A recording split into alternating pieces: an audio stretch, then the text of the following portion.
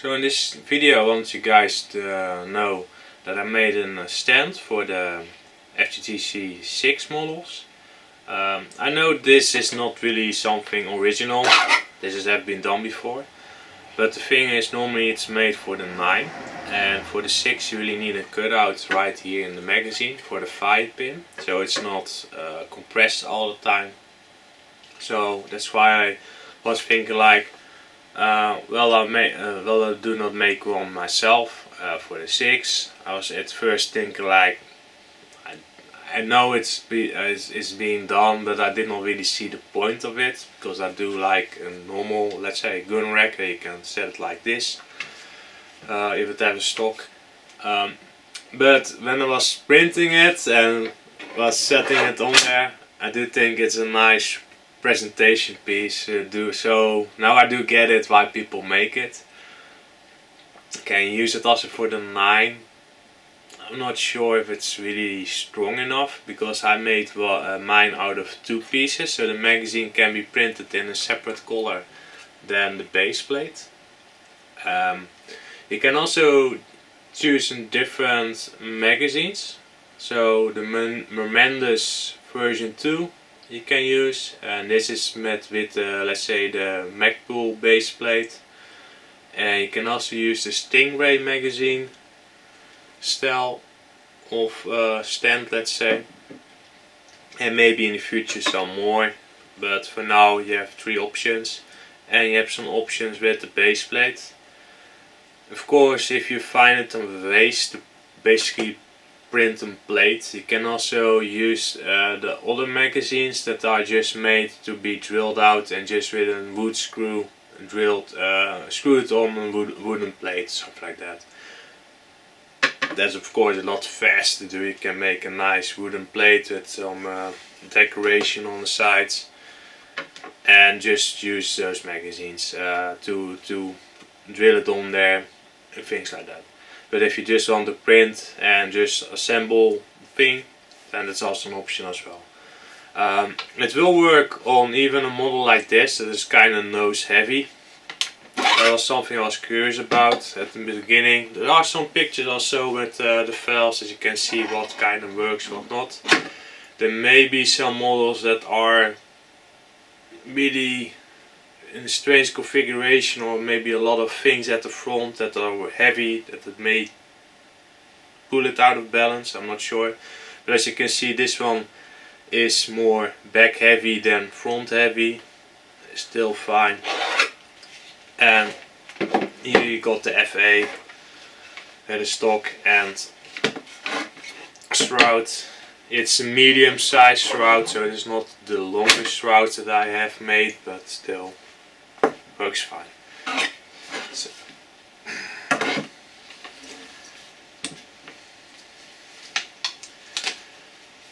But there's also something else I kind of want to mention. It will be officially a winter release, but I'm kind of working from time to time a little bit on the Stingray edition of the FGC-6 models. So you will see that there are already some things released, but really the lower and the upper combo with some proper instruction that let you know what shrouds and what buttstocks are compatible with that model versus the normal FGC-6 models, because it will be different, will be known then in a PDF, and then it's kind of more official.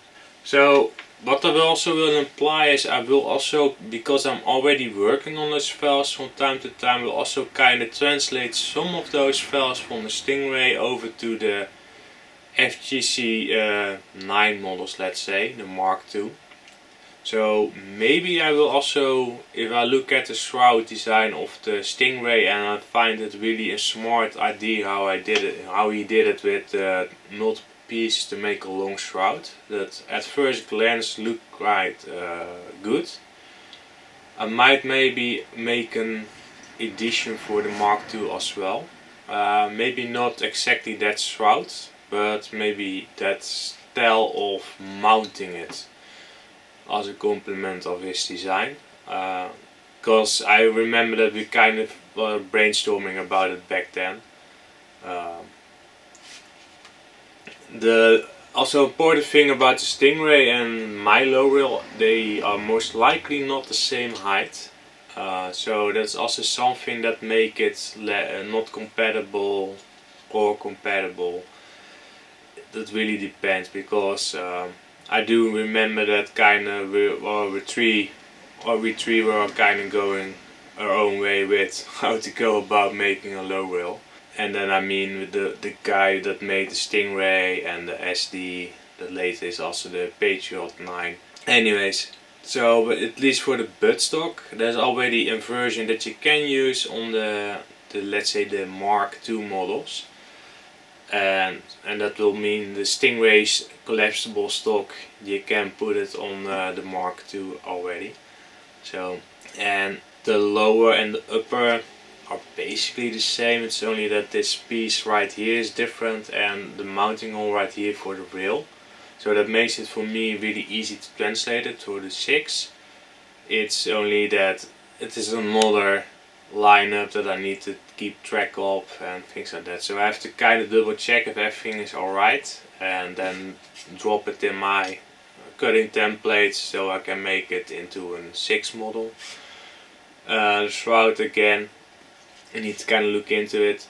The warning that I need to give you with it probably is, I highly doubt that I'm gonna make a lot of things for the Stingray. So if you want to have an airsoft Stingray, that's fine, but don't expect that you can then use the shorter shrouds and things like that, because they have a different height of rail, and it really gives me a headache if I have to make another lineup for that series, if it is basically, no offense, but it's basically the Mark II, the normal Mark II. So if you want to have some features of the Stingray on the Mark II airsoft model, then and you want to keep a lot of options available for the shrouds, it's better to stay with the normal Mark II and then just apply some of the mods, let's say, that I do make available for the Mark II, and apply those. But if you're really specific, like I want that of course the pistol grip is easy to change out, but if you really have, I like the stock, I like the pistol grip, I like that the angle is like this, I like the rail, the way it's done, this route, because just use the Stingray. But do really make a good decision, because it's otherwise kind of a big step. You have to go back, because you have to basically reprint everything if you want to go for, let's say, a shorter shroud Stingray. For this moment at least, I think it's only a long shrouded Stingray model. For my knowledge, but I've not really investigated it, there's not that much after, let's say, market support for the Stingray. There are way more options for the Mark II, the normal Mark II. So if you want, let's say, customizability, because it was kind of the first of the series and it's longer out there, there's way more designers that made a lot of different stocks, shrouds and other things that are compatible. So do keep that in mind. But again, there will be mentioned in the manual what parts are just easy to replace with what are kind of standards from the Mark II, the normal Mark II and the Stingray Mark II. But things like that. But anyways, but as a part of that release of the Stingray, also made this should be a TPU printed cover, as you can see on my back. I printed this one just in normal PLA, let's say PLA Plus, and you cannot get it on there because it needs a little bit of the flex, and I knew that, but I was kind of curious if I would just make a cut right here, it maybe flex it enough open to do it, but no, it's because it will interlock with the lines below here, and this lip right here. So that is not enough flex you can create with just making a cut right there. So I really needed to cut it out, and then it was still kind of work to get it in. So it's not recommended to use it in non-flexible filaments, but that way it isn't it's a longer magazine than the official Stingray. Official Stingray magazine, that this part will kind of stop right here. I had to extend it a little bit, so when you install it, it kind of sits flush with the entire thing. I did leave a little bit of an opening right there, just in case when you install it and you kind of sometimes when you have a flexible material and you kind of have to force it over it, you may start to extend it a little bit, and I kind of wanted to avoid that to give you some issues. Besides, it does not really give you that much, not that's bad to look at, that there's a little bit of a gap there in my opinion. And it was just for that matter of that safety. You could see it as an extra mag stop, let's say, but at the same time I was kind of just do it like this, then have a really tight precision tolerance, and that may give some issue with some people later on the line. This is made for the VTech G18C magazines. It should fit also on the Armorworks 50 round magazines. There are some older magazines that are kind of similar, but may have a little bit of an older design choice on the outside, just a little bit. So it may or may not fit really nicely on there. It may need a little bit of a modification. Also, you can still refill it, so there is a hole there at the bottom so you can refill it. Why would you do this? This is more if you really want the look of the Stingray, and also with the magazines, then you can do it. So it's more for show, let's say, than function. But of course there is more texture, more grip on there. Do you really need that? That's up to you, if it is done for that reason. One positive, really, let's say, benefit I could see in it is that if it is made of TPU and you will drop your magazine, and you are lucky that it drops like this and not on the head of the magazine, it does kind of buffer the impact a little bit, and that's a nice thing, of course. So you don't crack the magazine base or something like that.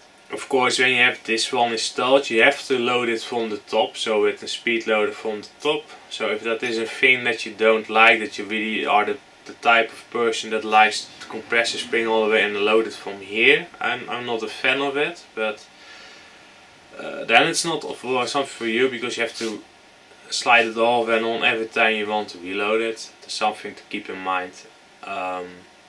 Also, it does make it more bulky, because it's quite wide. It's done to make it, at least that's my guess, to kind of make it one smooth line. And of course that accomplishes it, but it is quite wide, so maybe with some neck pouches it's not that efficient to have it like this. But again, for people who like it and the idea of it, I was kind of looking at it, so why not make it and give it as an option there. Also, one benefit, you could say, you can stand it up like this. That may also invite it that it may accidentally fall over and then damage the head, so I would personally just lay it down instead of stand it up like this. But it is a function that you can maybe sometimes use, but be really careful that you put it on something stable and it doesn't make it fall over and damage the feed lips, because then you have to replace parts. But yeah, that's pretty much it for now.